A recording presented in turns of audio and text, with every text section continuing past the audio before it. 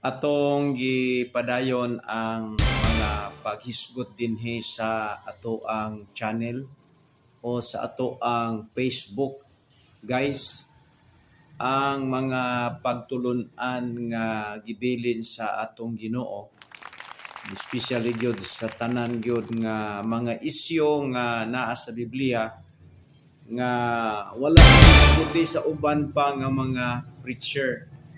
So kita ato yung hisgutan, guys, ang mga importanteng mga isyu na niya dinhi sa Biblia atong makita, no? Atong makita.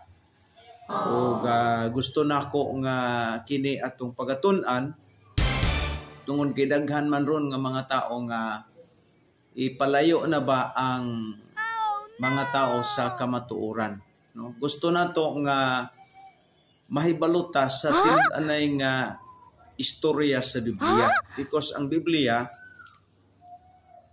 istorya kini o history kini sa simbahan nga gitukod ni Kristo. Balikon ako, ang simbahan, ang New Testament Church, ang New Testament Bible, istorya kini sa simbahan nga gitukod ni Kristo. Ang Old Testament, istorya kini sa nasod sa Israel, pero ang New Testament, guys, istorya kini sa simbahan nga gitukod ni Kristo. Atong balikon, I repeat, take note, ang Old Testament, istorya kini sa nasod sa Israel.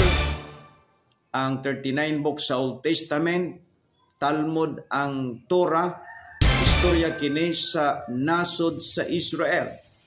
But in the New Testament, guys, istorya kini sa simbahan nga gitukod ni Kristo. So hinaot nga ang ato karong pangunahuna ma-focus sa mga hisgutanan karon nga mi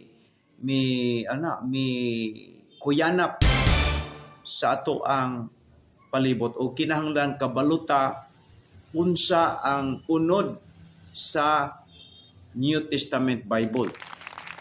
Kay daghan kay karon mga tao, guys, nga nagsigi og kining gamit og Biblia unya gidala ang mga tao sa ilahang relihiyon o sumala sa ato ang pagtuon. Hingbalik kita sa original manuscript, guys, nga ang relihiyon dili kana siya mao ang simbahan.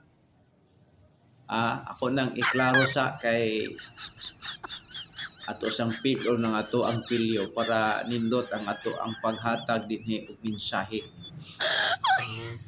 Ang relihiyon o ang simbahan dili na siya parihas. I repeat, ang relihiyon o ang simbahan dili na siya parihas. Ang relihiyon pwede ni siya nga mudaghan, pero ang simbahan nga gitukod ni Kristo magpabilin gini siya nga nag-inusara. Muna nga kinahanglan atong sutaon o tun-an ang Biblia kay ang New Testament Bibles, guys, istorya kini sa simbahan. Dili ni sa istorya sa relihiyon. Istorya kini, guys, sa simbahan nga gitukod ni Kristo. Tanan-tanan karon nga mga relihiyon nagsige og gamit og Biblia. Pero ang tinud-anay, guys, nga simbahan nga gitukod ni Kristo, dili kini mawala sa Biblia. Ang tanang relihiyon pwedeng mogamit sa Biblia, pero ang simbahan nga gitukod ni Kristo kanunay na siyang makaplagan sa Biblia. Mao nga dunay 15 ka bersikulo sa Biblia gibalik-balik ang baptis. Now unsa ang ngalan sa simbahan nga o identity sa simbahan nga gitukod ni Kristo? That is the very important question for us today. Because a lot of the religion right now name or bring the name of Jesus Christ. He was claimed also, but in reality, in the truth, did not found history in the New Testament. Alright? In the New Testament Bible. Now, atong isgutan, ato ning isgutan ha, ang simbahan nga gitukod ni Kristo, dunay duha ka ordinansa nga iyang gihatag. Unsa may ordinansang gihatag ani, bautismo sa tubig ug balaan nga panihapon. Ha? O walay lain nga mabasa nato sa Bagong Tugon nga nagbautismo og tubig nga mao ang primero nga ordinansang gihatag ni Kristo sa iyang simbahan, mao ang bautismo sa tubig. Karon, kinsa man daw kunoy nagbautismo og tubig sa Bagong Tugon? Napabaylain gawas ni diyan, wala mga higala. Mao na nga napungot ang mga reformers, napungot ang mga Wanis, napungot ang Pentecostal, napungot ang mga itawag nato mga higala, mga pundok-pundok nga gisilhig sa Katoliko, mga Protestant, kay nagclaim sila nga sila kunoy tinuod. Now, kung imong tan-awon guys, nasa akong likod ha, basagi ng akong background diha. Nga ang Baptist guys, nag-exist ng daan, wala pa ning mga reformers karon nga nanungad daghang palibot nato, nagtakuban nga simbahan. O silang tanan guys, gikan na sinilhig na sila gikan sa Katoliko. O sa 15 to 15, 17 century. Mo na ilang pagkahibugso. Unya karon pangutana, ila ra bang paaway-awayon si Pablo? Si Pablo guys, kung imong mabasa ang Acts 19. Ang Acts 19 guys, 1 to 7 man na ang context diha. Ang bautismo nga gi-perform diha ni Paul, dili bautismo sa tubig. Dili bautismo sa Espiritu Santo.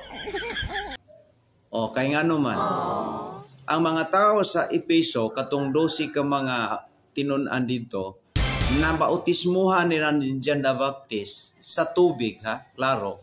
Pero wala sila na bautismuhan sa Espiritu Santo. Buti pasabot, wala sila nasulwining, wala sila nakadawat sa kaluwasan.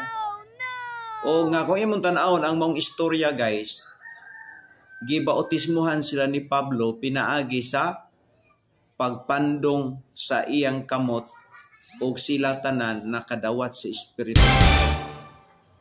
So kaning manggong mga reformers, kaning manggong mga Calvinist, kaning manggong mga Pentecostal, Wanis, ilan ang sabton, basta makabasa silang bautismo, ilang yun na tubig na. Guys, ang bautismo guys, sumala sa atong makuting pagtuon sa Biblia. Dunay unom ka klaseng bautismo nga giskutan sa Biblia. Ang pulong bautismo, daghana, bautismo sa Espiritu Santo, bautismo sa kalayo, bautismo sa tubig, bautismo sa patay, bautismo sa panganod, being a followers of the Moses, and bautismo of lay hands for anointing for the ministry purpose. So kaning unom ka klaseng bautismo guys, gi-mention ni sa Biblia. Karon na pangutana, kung magisgot tag bautismo sa tubig, walay lain nga gitahasan sa Ginoo sa pagbautismo o tubig, si John the Baptist lang, mga higala. Bautismo sa Espiritu Santo. Diha mabasa nato nga sa Matthew chapter 3:11, si Jesus Christ sa kalayo o sa Espiritu Santo. Mo na ibuti pasabot ya manang ang tao nga modawat ni Kristo mabautismon siya sa Espiritu Santo. Apan ang dili modawat ni Hesukristo o dili siya mabautismo sa Espiritu Santo, bautismon siya ni Kristo dito sa kalayo, isugba sa impyerno, bautismo gihapon na. Ang bautismo sa panganod nahitabo na dili na pwedeng mahitabo karon katong panahon nga ang mga Israelite nanggawa sa Egypt, gibautismuhan sila sa panganod, being a followers of Moses under of the law. So mo na gisgutan sa 1 Corinthians 10, 1 to 4, matena 1 to 3. Now, kining gisgutan sa Acts 19 guys, dili ni bautismo sa tubig kay una sa tanan wala may tubig nga nakita sa maong context. Ang nakita nato diha gipandungan sila ni Pablo sa ilang kamot unya nagkadawat sila sa Espiritu Santo. So bautismo ni sa Espiritu Santo o gisulwining ni Pablo usab. Diri sa Acts 2:38 bautismo gyapon na sa pangalan ni Jesus, bautismo kana sa Espiritu Santo kana bang dawaton nimo si Kristo.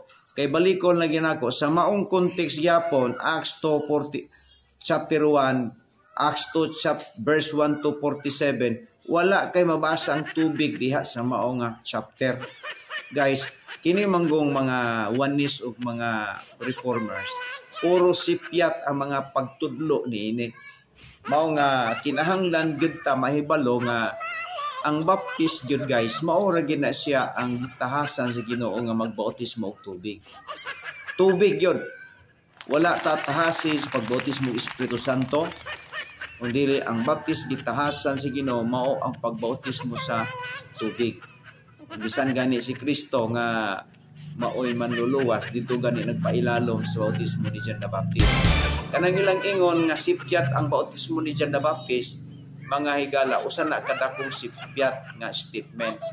Kay musugot ba si Kristo nga magpabautismo sa dito ni John the Baptist nga sipyat? Dili oy. So pagpabautismo ni Kristo ni John the Baptist perfecto nga pamaagi nga ang authorize gis pagbautismo og tubig guys. Way lain baptist ra gyud. Mao nga kung dili gani ka baptist, no, in fairness ni sa ilahang side ba, pag dili gani ka baptist tapos nagpractice kag bautismo sa tubig, immersion na. Ingnon ta ka nga dili gina mao sipyat gina siya guys. Okay, salamat sa inyong pagtanaw ug maayo.